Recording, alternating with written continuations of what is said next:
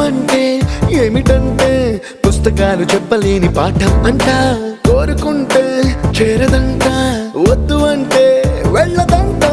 నేస్తమంటే ఏమిటంటే కన్నవాళ్ళు ఇవ్వలేని ఆస్తేనంట.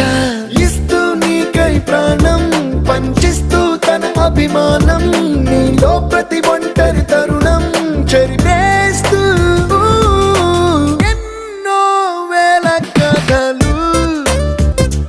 అరే ఇంకో కథ మొదలు.